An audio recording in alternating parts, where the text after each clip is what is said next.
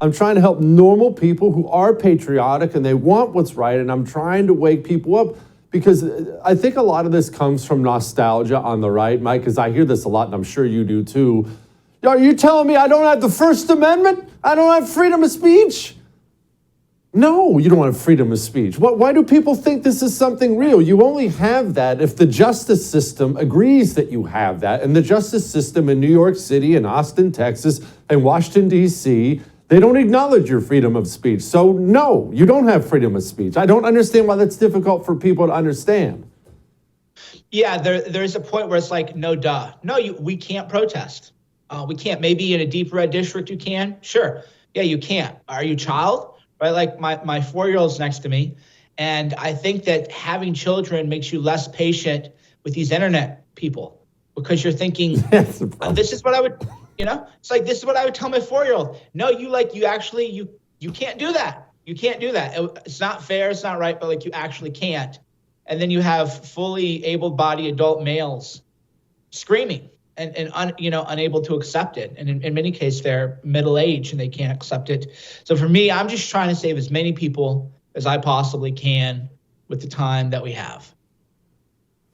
Mike, I love history. I know you do too. And I've got to tell you, man, maybe I'm wrong, and I know you'll point out if I am, but I look at the historical great nations, great empires, great as in big and powerful, and I can't think of a single one that would allow a foreign-born rich guy to not only intentionally cause murder and civil unrest within its borders, but to brag about doing it, write about doing it, and then express his intention that he's going to keep doing it.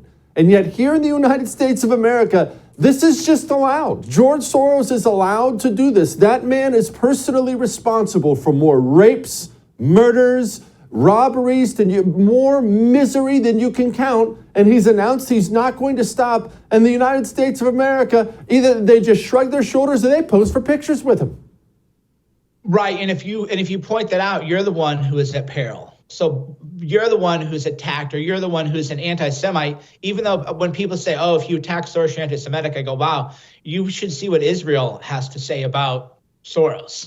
So there's not even a coherent, like Israel's like saying the same things as you, which is this guy is a disaster and who knows, what he's trying to do. So Soros would be funding Palestinian terrorists if he could get away with it, but he can't actually get away with it because a real country wouldn't allow it. And America, of course, isn't a real country and it hasn't been for a while. I don't know when exactly that point happened, but it's not a real country.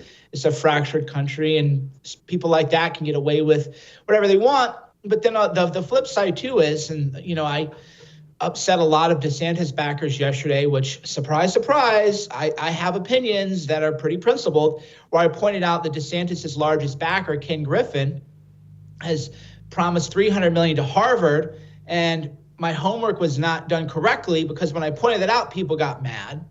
And then I found out, no, he's promised $500 million. He's promised $500 million to Harvard. The latest $300 gift is just part of that. So I'm sorry, I didn't do my full homework. He's actually giving them $500 million. So this guy, by the way, Ken Griffin, is saying we need DeSantis, which breaks my heart because these are the reasons why I'm a free agent, because I don't have common cause with someone who wants to give $500 million to communist institutions like Harvard, and he can't fund some DA races. And that's the guy, by the way, who's telling us to move on from Trump. So the DeSantis people are wound up too, but this all threads together. And the common theme is that we're allowing Soros to, the country's allowing Soros to fund terrorism and anarcho-tyranny.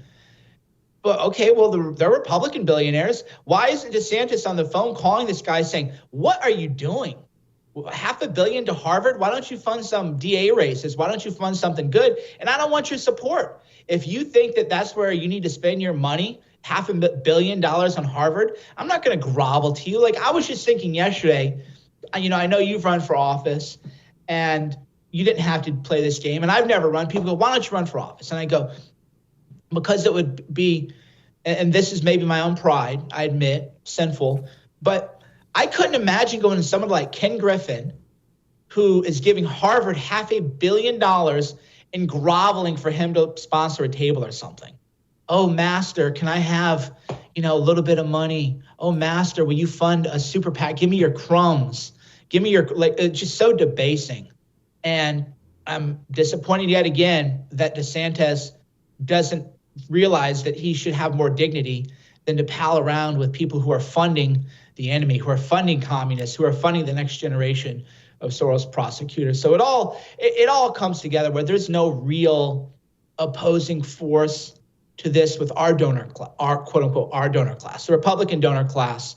Here's some crumbs, Ron. Here's some crumbs, but the real money, the $500 million, we're going to give that to Harvard. Golly.